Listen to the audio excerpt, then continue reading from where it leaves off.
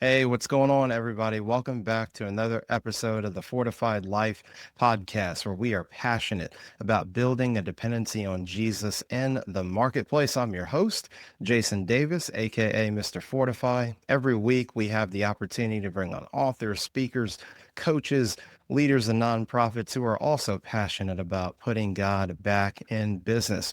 And it's no different this week. Part of our tools and resources series, we've got a special treat for you today. We are joined by Dr. Tim Elmore, but let me tell you a little bit about him. Dr. Tim Elmore is founder of Growing Leaders, an Atlanta-based nonprofit organization created to develop emerging leaders. His work grew out of 20 years of serving alongside Dr. John C. Maxwell. Elmore has appeared in the Wall Street Journal, Washington Post, USA Today, Psychology Today, and he's been featured on CNN Headline News, Fox Business, Newsmax TV, and Fox and Friends, all about leading multiple generations in the marketplace. He's written over 35 books, including Habitudes, Images That Form Leadership Habits and Attitudes, Eight Paradoxes of Great Leadership, A New Kind of Diversity, Making the different generations on your team a competitive advantage. And here's what brings us to today. His latest book, The Future Begins with Z, 9 Strategies to Lead Generation Z as They Upset the Workplace. Tim, welcome to the Fortified Life. Jason, thanks for having me. I can tell we're going to have a fun conversation today. Indeed we are, Tim. Indeed we are. Well, Tim, I tell you what, it's just an honor for you to be on here. And I feel like I've followed you for years and all of the things that you've written. But in terms of today, the future begins with Z. A lot's been written about this young generation. What makes your book different and perhaps timelier? Well, there has been a lot written. Lots of research has been done. In fact, I think with each new generation, social scientists and university research professors are doing some digging to figure out who these new kids are. What I try to do in my book is I try to assume a challenger voice. Here's your assumptions out there. These kids are lazy slackers. They're on their phones all the time. They show up 10 minutes late. They're wearing flip-flops. They don't really care about work. All those things that we say when we say kids today. And in the book, while I look at some of those realities, I say some of those are stereotypes. All behavior has a reason. Let me tell you what I found out in my research. And then I talk about how to lead this. It's what I call a Peter Pan generation. So let me dig deeper if you don't mind. Absolutely. So we all know the story of Peter Pan, right? Peter Pan was this amazing character that could fly through the air over London, sprinkle pixie dust everywhere he went, and magical things happened, right? Other kids could fly. The other side of the coin, though, was, if you remember, he wanted to live in Neverland, where boys don't have to grow up to become bent. You can stay a kid all your life. In so many ways, I know it's a metaphor, but it's a picture of what we see today. Something magic and tragic is happening in our culture today. Age of authority seems to be dropping, meaning kids are coming to work at 22, 23 years old, and they know stuff. They've been on a smartphone all of their life. They're intuitive about AI. They seem to be savvy with smart technology, savvier than I am. And they seem to be able to give us a picture of tomorrow's customer or church parishioner or whatever. But at the same time that the age of authority is going down, the age of maturity is going up. I have lost count of the number of university deans and employers that have said to me, 26 is the new 18. You follow that? Wow. So what we once expected at 18 years old, it's now happening a little bit later. They're not quite ready to leave home, not quite ready to, be responsible, be punctual, that sort of thing. And it sounds like a terrible insult. Please forgive me. I'm not. I'm just reading data and going, and by the way, what I'm sharing with you today, Jason, is both quantitative data. I surveyed over 2,000 members of Gen Z. Wow. And then I did focus groups, 21 focus groups with Gen Zers from California to Georgia. And they were so candid. They were so respectful, but they were upfront. And they even said, yeah, I don't know if I'm ready to be And I'm adulting. You've heard that. I'm adulting. I have. So anyway, you can imagine this can be frustrating to a parent, to a pastor, to an employer. But here's what I say in light of the Peter Pan paradox, we're going to have to listen more than we used to listen to these young people, but we're going to have to coach more than we used to coach. And if we're ready for both of these, we may have a chance at leading them well. Wow. Tim, you said a mouthful there. And so all of the insights, the data, the focus groups. I mean, 26 is the new 18. That is, on one hand, it sounds unbelievable. On the other hand, just if you're in the marketplace, you're in meetings with young people, you've kind of seen that play out day to Yeah. day. You do. You do. And what I love about them is they're so upfront oftentimes with that fact, like they own it, you know? And many of them, I think, are hungry to get better and do better. For instance, some of the complaints I hear from bosses is, well, the interpersonal skills are not there. The soft skills are not there. And we as Christ followers would get, that's kind of important, people and Right. relationships. But they would go, well, the pandemic did us no favors. And they're right. Socially and emotionally, when they were on a screen learning from the teacher in the classroom, but it wasn't in the classroom, they were alone at the house on a laptop, they didn't grow in some of those dimensions. They were growing academically maybe, but not, not socially and emotionally, and certainly not spiritually. So I think we need to have grace, but we also need to be ready to coach more than we used to coach. Like I just said, let's take off the manager hat and put on the coacher hat, right? Yes. That's what we need to do. So That's a good segue, Tim. So we have grace, prepare to coach. yeah, that's That's right. that brings us to, speaking of employers, that brings up the hiring conversation, Yeah, Tim. yeah. So what is it that hiring managers and employers, what are they missing? What can't they seem to overlook? Oh gosh. Well, okay, I need to read some numbers to you. So I'm going to pull up a document real quick. So nationwide survey of employers, 800 employers. This was at the end of 2024. Employers report that recent college graduates, and here they are, 6 items, struggle with eye contact, 53%. So Wow. the young person just had a hard time looking the hiring manager in the eye. Well, Mm, we've all kind of experienced that. Josh, look at me, buddy. 50% ask for unreasonable compensation. So their expectations, even though they might not bring any experience to the yeah. job, they want, 6 digits or whatever. 47% dressed inappropriately. 27% used inappropriate language. So they just weren't professionals yet. And yet it was time to be a professional. 21% refused to turn the camera on during the virtual interview. And of course, the hiring manager said, I need to look at your face. And then 1 out of 5 brought a parent with them to the job interview. Goodness. Yeah. So all I'm saying is get ready. They're bringing smarts and talent, but sometimes it's hard for older generations to get over some of those huge hurdles that you feel like, were mom and dad not teaching you anything at the dinner table? Well, no, they weren't at the dinner table. They're out at soccer practice or, go on to the next activity or whatever. So I think we need to just be ready for a different kind of young team member at church or at work and be ready. So let's go to the interview. I believe interviews need to look differently now. If you're a marketplace person and you're used to hiring and your typical question is, can you do this job? Here's the job description. I think we need to turn this around or turn this on its ear, and we need to let them ask us questions. And I think they need to be an exchange of 5 questions that spell the word perks. So we've heard the word perks, P-E-R-K-S. I think we need to ask them their preferences, meaning, what do you prefer to happen on this job? Now, it's not a deal breaker if it doesn't happen, but you learn a lot when you hear their wishes. What are they wishing for on this new job? And maybe it's a simple thing like, I'd love a Coke machine to be in the dining room or whatever. I don't know. But okay, we can do that. But just knowing their wishes, their preferences tells you a lot. The letter E, Jason, is expectations. Oh, that's a good one. Stronger than preferences. Now, this is what I assume will be true. And why not find out now rather than 6 months from now after you hired them? And now there's a dissension or gossip going on in the, lounge when Mhm. could have found out at the beginning. So what are your expectations? My theory is conflict expands based on the distance between expectations and reality. Okay. Yep.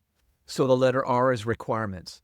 Jason, I found in my research, they're demanding or requiring certain things to be true. Like on this day, we will be, marching for this cause or whatever. Nothing wrong with that cause, but this is your chance to go, oh, I'm so sorry. That's not going to happen here. Or it is, but again, this is get preferences are one thing, expectations are another, requirements get even. And I think it's important to just know Gen Z is cause oriented and they may require this to be a workplace that, stands for, a number of causes, climate control, you name it. The letter K is actually something I learned from John Maxwell years and years ago. Keys. What are the keys to their heart? I know it may not be job related, but I have found it's so much better interview when I say, what makes you tick? What do you love doing? What's your passion? You love dogs. You love the Chicago Cubs. What do you love? And by the way, minimally, that gives you a hallway conversation. If you hire them and you see them in the hallway, hey, how's that bowling league going or whatever. But keys to their heart will tell you a lot about them as a human, not just an employee. And then the letter S is salary. Even though that might have been posted on the website, I have found that so often you need to be eyeball to eyeball and talk about the numbers, in that. And by the way, especially if mom is in the room, right? So it's now more than 1 out of 5 Gen Zers are bringing parents with them to the job interview, and they're wanting to negotiate the compensation. Wow. So Wow. I'm going to stop there, but I'm just saying the beginning needs to be better if we're going to keep good talent on the Gen Zers. Yeah. Tim, I love that acronym. So easy to remember, but also, especially with interviews, changing perks. I feel like that just needs to be a little sheet that managers keep right in front of them. Preferences, expectations, requirements, keys, and salary. Yeah. My goodness, that is huge, Tim. And that's going to be a big help as well. Tim, you're answering some of this in flight. You mentioned earlier about some things are stereotypes. Yeah. What are some of the common myths about Gen Z? Because I feel like, as a resident millennial Yeah. myself, I'm a little bit Yeah. closer to Yeah. them, and That's some right. things are probably our own fault. I Yeah. will own that as a Yeah. millennial, but Yeah. some of these myths that we keep hearing with Gen Z. Well, when I sat down with the Gen Zers, these 21 focus groups, which represented dozens and dozens and dozens of Gen Zers, I shared with them what I was hearing employers saying. What's the boss saying? So one of them was, I don't think these Gen Zers really want to work. They show up a little bit late. They leave right at 5 o'clock. As soon as the clock strikes 5, they're gone. They don't even finish the task they're working on. So I brought this up. Happened to be talking to some Gen Zers, and one young lady, Jason, said, Dr. Tim, can I tell you why I leave right at 5? I said, sure. She said, I leave right at 5 because I have to rush over to another job. I don't make enough money to pay the bills here in LA at this first job. And then she said, after that second job, I rush over to take care of my mother who has stage 4 cancer. Wow. Suddenly I was face to face with, oh, she's a good worker. In fact, she may have a better work ethic than I do right now. But it helped me to ask questions rather than assume they don't want to work. Another one was the whole idea of work-life balance. We hear them always screaming about work-life balance. How come you do that? How come you do that? Well, they were very clear with me. They said, I'll tell you why. We've seen enough of our parents' and grandparents' generation that were workaholics, that their whole identity was in their job. And they said, we know job needs to be important, but it ruined my mom and dad's marriage. Wow. It ruined the holidays, and you and I would, as Christ follower, yeah, we need to celebrate Jesus' birth at Christmas, not dad being off working somewhere or on his laptop during the gift opening or whatever. So they're afraid of being like that. They don't want to be, they have a great respect for many people that do life well, but they don't want to be like that. They would say to my generation, a baby boomer, You guys live to work. I work to live. And part of that is a reaction to the workaholism that went on for years and years and years with older generations. So that at least helped me. Well, they're not just flakes, fragile snowflakes, like we always say. Maybe there's a reason for what they do. Yeah. Well, I love that story you shared, Tim, because it's a reminder that we can't make assumptions. Yeah. And that young lady was, I mean, you're caring for a family member, Yeah. and to Yeah. just, which is why I could understand, hey, Dr. Tim, can I talk to you for a Yeah. second? Yeah. Here's why I leave. And it's That's like, right. wow, it's sobering. No, It's you're right. almost In sobering. fact, do you mind if I double click on that? There's Yeah. another story I share in the book. I share tons of stories in the book. I talk about a young man named Colin Webb, who is somebody I met in high school some years ago. Great student. He was a student leader. When he got done with high school, he was invited to go to MIT for Mhm. college. So he's a very smart young man. When he graduated from MIT, the Massachusetts Institute of Technology, you can imagine he had a bunch of job offers. Yeah. Well, he decided to move to Detroit, Michigan to work for one of the big three, General Motors. And so he goes to work in the smart car division, and immediately he looks around. He's not only enamored by this cool thing we're doing, but he starts seeing that this is a very traditional job setting that had a lot of old school ways of doing things. They've been around for over a century. So he starts making a list of how they can get better. Well, you and I love that, but Yeah. it wasn't too welcomed with his supervisor. So he goes to his supervisor and goes, "Man, we need to do professional development better here. We need to change this system and make this process better." And of course, he has 4 or 5 great ideas. Well, it didn't go over well with his supervisor. His supervisor said, "Colin, we didn't hire you to come up with new ideas. You need to keep your head down, get your work done, do what I tell you to do." Well, Colin is very respectful, so he said, "Yes, sir," but he wasn't done yet. And in a very Gen Z sort of manner, he gets back to his workstation and emails the CEO of General Oh my Motors, goodness. Mary Barra. And he says, "Mary, got some ideas that I think will make GM better. You don't know me. I just started here, but I already can see we can make this better." Well, Mary reads the email and replies. And she says, "Colin, these really are good ideas. Let me take them to my executive team." Well, she takes the ideas to her executive team. They agree. These are really good ideas to make our company better. But as you can imagine, when they make their way down the organizational chart from middle manager and supervisor, they die on the vine again. In fact, Colin hears from his supervisor, "You need to be around here 8 years before you get to lead anything." My God. Yes. Can you imagine what that would have meant to you? I mean, when you started your career 10, 15 years ago, you're going, "Are you kidding me? I Right. want to lead. I want to do great things." So it was almost like they told him to leave. E- Within 1 year, Colin quits GM, and he's not a quitter. I know this young man well. Since that time, he's started 3 companies. He Wow. just sold one of them for he's doing better than I'm doing financially, right? In his 20s. And the latest company is called Avatar Robotics, where you can pick up something in Florida and something moves in California through AI. And I don't even know how to do this, but I'm thinking GM lost a young man that they didn't need to lose. Churches are Jeez. losing young men that they don't need to lose. Nonprofits are losing young men because we're saying this is the way we do it here rather than saying, "Share with me how you might do this if you were to start this company today." That's a great question. Yeah. What if we did more asking than telling, or at least as much asking as telling? I think they've got eyes on the future, and ministries need to have eyes on the future. So I'll stop there. That's gold. That's Yeah. gold right there, Dr. Tim.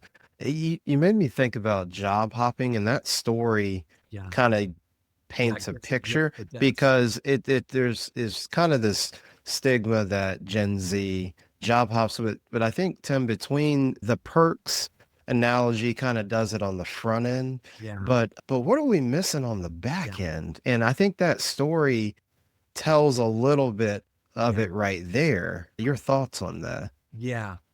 Well, I suggest a few things to organizations that care about the future and about the next gen coming into the team. One is, what if you could create an entrepreneurial zone at your ministry or at your workplace Oh, that's good. that feels like a startup? Hmm. And by the way, the reason this is key, 72% of high school students in America want to be an entrepreneur. 7 out of 10, Wow. which means they look at the current workplace and they go, "I'd rather start something than join something." Exactly. So what if we could have a zone? Maybe it's a special team that meets twice a month. And there's some Gen Zers on that team, but there's also millennials and Gen Xers that are creatives. But you give them a problem or two to solve. You Mm. needed to get solved at your workplace, and you haven't solved it yet. But this problem solving now feels like a startup. And by the way, you set aside some budget for the untold fruits of their labor, right? Mhm. And so now they're in a secure place. It's an established ministry or organization, but it feels like it's us, entrepreneur. They feel like an Yeah. entrepreneur. They feel like a startup. So that would be one. I think we also need to provide as much autonomy and flexibility if we're going to keep good talent.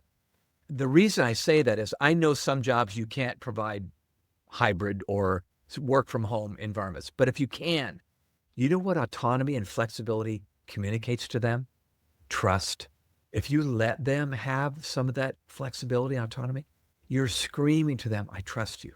Now, Mm. maybe you need to say in 90 days of start date, if you show me you can be trusted. So Mm. I'm not just saying, hey, whatever, just fellowship. I'm not saying that. But Right. I am saying if you can communicate that, it is huge. One last thought. I think another thing that would keep them is the art of reverse mentoring. Reverse Mm. mentoring. Yeah, so this is cool. So we know what mentoring is. That's where an older Moses takes Right. Joshua and pours into him. But I'm saying, I think in the world we live in today, where we're in silos based on our generation sometimes, what if you meet with a younger person and you say, let's swap stories. Let's get coffee and swap stories. You'll always find something in common when you swap Mm. stories. But after you've done that, introduce this idea of reverse mentoring. That's where certainly the older generation pours into the younger. Maybe that's where you're coaching them up. We Mhm. talked about before. But then you trade hats and you go, now, I need you to mentor me, Austin or Jessica. Mm. I need you to pour into me. I don't know how to monetize that latest app you just got on your iPhone. Mm. And we need to, but could you imagine the dignity that gives them? Oh Really, both man. parties. And now you're swapping. I tell you, they stay around because you need them. This Yeah. is a way to communicate, I need you for our Mm. future. So I'll stop there, but there are all kinds of, and in the book, I list all kinds of ideas on how to do this well with Gen Z. But we've got to change the way we used to do things to the way we need to do things now. Yeah. Wow. That's huge right there, Dr. Tim. Setting the conversation, communication's been a Yeah. huge. I mean, you just have years of how to communicate better throughout the each generation. There's the big F word in the marketplace or the workplace, Tim, Yeah. feedback. Yeah. So you mentioned earlier, gotta have grace. Yeah. Gonna be doing a lot more coaching though. Yeah. So then how do we set the table to be able to do things like give feedback? Yeah, especially hard feedback, right? Yeah. Hard feedback that this is not going to be fun. I'm not Mhm. looking forward to it. Well, they have been called fragile as a generation, and sometimes that is true. And it Okay. was the way we raised them.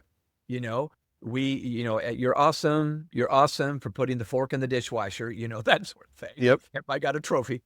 So there's reasons they're fragile. I think human beings are not. I think God created human beings not to be fragile, but to be agile. Think Mm, with me for a minute. that's good. Watch a toddler learning to walk at 1.5 years old. Man, they get up, fall down, get back up, fall down, get back up. Our kids had bruises on their knees because we didn't rush over and rescue them thinking that they're fragile. Mm, So we did the fragile thing and now they're the recipients. Okay, so let's go to tough feedback. First step I would give you is begin with belief. I think part of the time we don't have good feedback sessions is they can sense on our face we don't really believe in them. We're a little frustrated with them instead of fascinated with them. So begin with belief. We hired a Gen Zer a few years back, and I said to him, I want you to know I'm going to begin with belief, and I'm going to ask that in return. Believe in me as your boss. I will make some mistakes. You could make some mistakes. Let's begin with belief. That is huge. I know it sounds Wow. so simple, like duh.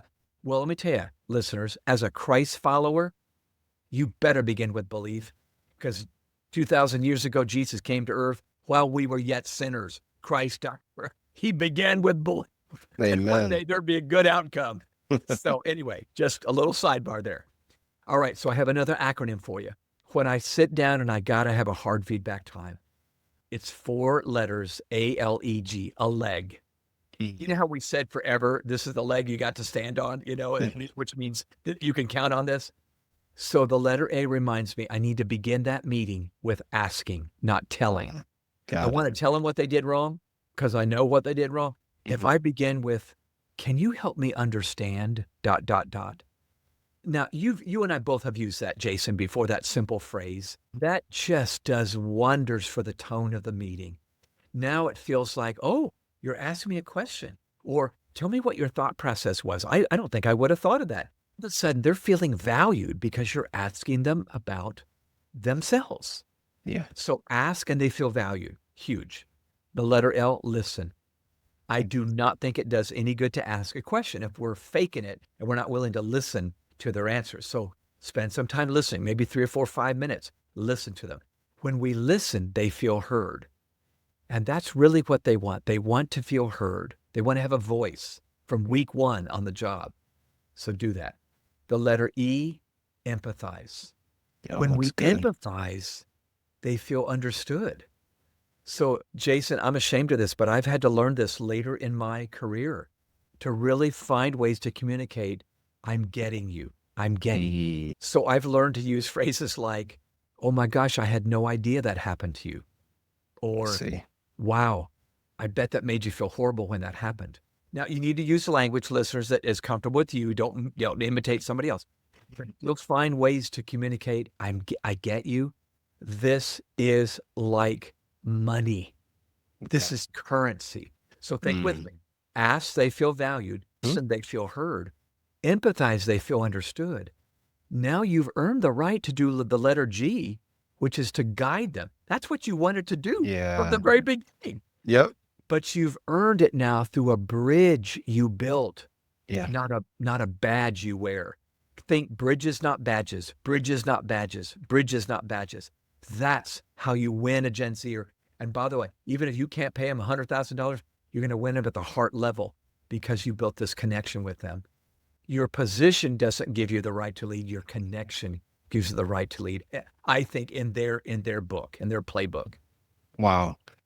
Dr. Tim, man, I'm excited because not only did you give the acronym, I'm doubling back a little bit, like you said, double click on habitudes because I got the picture. First you said fascination over frustration. Yeah. And I'm just envisioning a frustrated face and That's right. Yeah. I'm envisioning that. And then secondly, when you talked about the bridges, not badges, I see that too. I see a bridge and then the badge just as a reminder, like, hey, they're not just what's been far too pervasive in the workplace, butts and seats, just another badge, employee ID. So thank you for always giving us pictures, Dr. Tim, along with the data, because I think the pictures and the data, it just brings everything to life to encourage people to continue to grow and change. Well, I think it does. And I'll tell you, I learned this the hard way through failing. And it was with my own daughter, who's a millennial. I'm not proud of this. I don't share this brief story because I think I was awesome. In fact, it was just the opposite. But I remember having a conversation with my daughter. She's in her 30s. She's a counselor and a darn good one. But we were in the car together just driving along, and it was just she and I. And she goes, Dad, I got a question for you. She goes, if you were to see a counselor on a parenting issue, would you prefer to see a counselor on a parenting issue that was a parent themselves, or one that you knew had done all the research, but maybe wasn't a parent? Well, I thought we were having a practical, informational conversation. So I go, well, all things being equal, I'd see one that was a parent, And Right. that made sense to me. Yeah. I did not realize we were actually having an emotional conversation. This was my Mm. daughter, and she was asking her father, and by the way, she doesn't. She's not a parent yet. Would you see me? And I basically said, nah, I wouldn't see you. Oh, Well, it I was see. quiet the rest of the car ride. We pull into the driveway. She gets out, goes into the house. I follow her in, but I cannot find her. And so I run upstairs to see where she is. She's up there. Tears are coming down her cheeks. And I did not realize what I had done. And Wow. I apologized. And I said, Bethany, I am so sorry. Wow. I did forget. That's, yeah. But you see, we got to recognize who's in front of us. Yeah. My And I needed goodness. to listen. I just double click, say, why are you asking? Yeah. And I just was this male that was just into information, and I didn't realize I was talking to my daughter. And by the way, I talked to another counselor later, and she said, Tim, the right answer was, sweetheart, I would see you for people. Right. But I Absolutely. share this only to let listeners know I am so learning still how to do this thing on Yeah. leading a younger generation. And I get it wrong, but I'm Mhm. telling you what you need to do to get it right, because I want you to get it right going forward at this point. Yeah. So, Wow. That's such a moving story, Dr. Tim. I appreciate you sharing that and the transparency and vulnerability with your own daughter, because we're all still trying to figure it out every day. And that her profession, counseling, Dr. Tim, as you know, mental health issues have become oh, extremely yeah. Yeah. problematic. So what can leaders do about that? Yeah. Well, we need to make sure that we communicate to them. We know this is an issue. They're Okay. not a bunch of wimps, Yep. out there that can't collect themselves. Recognize this is an issue. And I would say put something in place at your ministry or your workplace or whatever that lets them know we know this is a thing. I don't know if you know this, Jason, but Dr. Robert Leahy, an MD, said the average teenager today experiences the same level of anxiety as a psychiatric patient did back in the 1950s. My goodness. So if they were living, 70 years, they'd be in a psych ward. And Wow. now they're out trying to function. So just know they're overwhelmed with the notifications on their phone and a bunch of other things. But there's depressive disorders, anxiety, etc. So this is the thing. Couple of thoughts real fast. I know we need to stop here, but make sure they've got margin in their day. Mm. I think sometimes we're overwhelmed with just too much activity. All of us are overwhelmed with what's going on. So put some margin in the day. Number two, movement. I think we're too sedentary. Yeah. Those lovely God-given endorphins are not flowing through our system. By the way, we know when we go out for a walk or we go out for a run, we get a runner's high. But the reason we get a runner's high is those endorphins start flowing when we're running in our bodies. So I think some of the reason, not all, but some of the reason we have anxiety and depression is we're just sitting still all day. Yeah. And we need to take advantage of the movement that we need to. So in our office, we have during the middle of the day, I'll look out the window. There's a bunch of young and old, by the way, people walking around our building, just getting exercise and getting those happy chemicals flowing again, baby. So I'll stop there, but there's things you can do that are free of charge to get those mental health issues. Now, obviously, sometimes they need medication, and we need to encourage them. Do whatever you do. See your doctor if you need to. But I want to start with some answers that we can do right now that are absolutely free of charge. Yeah. That's good. Dr. Tim, this has just been amazing. And Dr. Tim, it only takes about 10 seconds with you before people realize your passion. And so, Dr. Tim, would you just explain to the listeners why and how you remain so optimistic about Yeah. the future? Yeah. Well, the reason I do is because all of the previous generations, I did my homework dating back to Socrates. So BC have said, kids are disrespectful. They're lazy. They're not going to make it. We've always said that. And then we become the grown-ups and we say it about the next gen. People said it about your generation, didn't they, Right. Jason? They They sure said it about do. the boomers too back in the 1960s. I'm telling you. So here's why I'm optimistic. I got past all that and I thought to myself, where does positive change come from? It's almost always from the new generation. So I'll close with a story. when the baby boomers were the new kids on the block way back in the 1960s, right? The United States of America pulled off something we had never pulled off before. We, that is NASA, put a man on the moon. You probably remember reading about that, listeners. July 1969, Neil Armstrong and Buzz Aldrin walked out of the space capsule, Apollo 11, and walked on the moon. Do you know who pulled that off? You're not going to believe this story. So the reason that vision was real and the reason we did pull it off in 1969 is because about 8 or 9 years ago, JFK, the president, had said, by the end of this decade, we're going to put a man on the moon. He cast vision. Well, when he cast that vision in those speeches, NASA did not even have the technology to pull it off.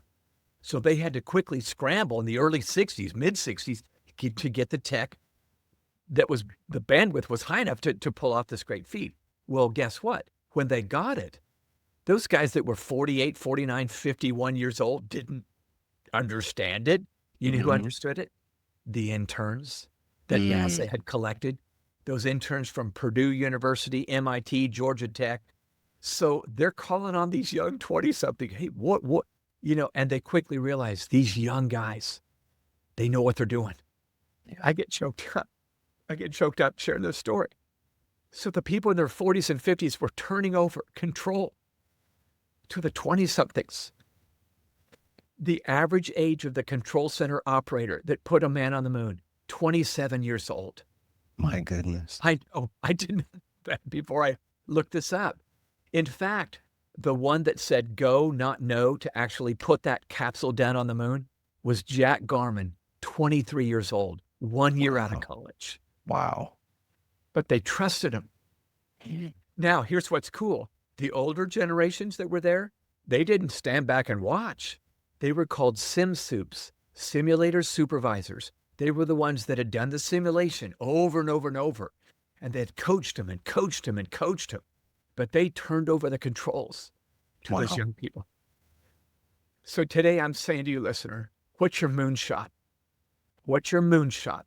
And will you have the courage to say, God's raising up a generation behind us, and we need to stop calling them lazy sluggers, and we need to coach them up and say, all right, we're giving the reins to you. Let's put a man on the moon in our own way, in our own marketplace here.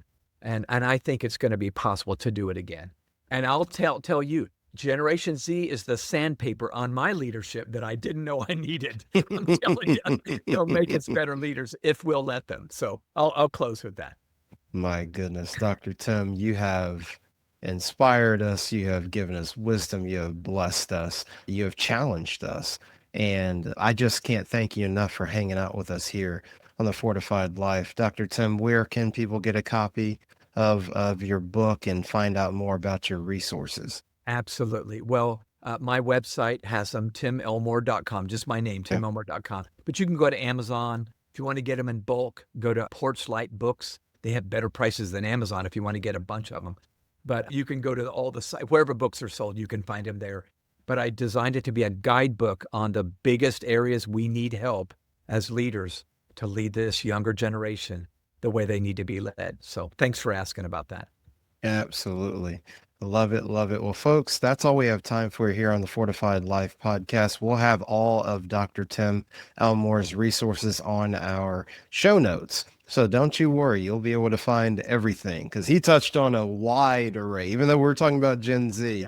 His principles touch on a litany of topics. And I know I've been blessed for sure. So Dr. Tim, thank you again.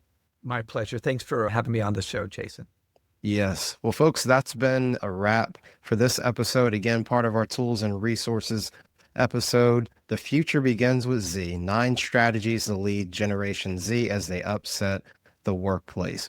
You know how we leave things. Don't compartmentalize your faith in the marketplace. And from the boardroom to the bathroom, God is with you. Remember to like, share, and subscribe to the Fortified Life podcast on YouTube, Apple, Spotify, iHeartRadio, wherever you like to listen. We'll see you next time on the Fortified Life podcast.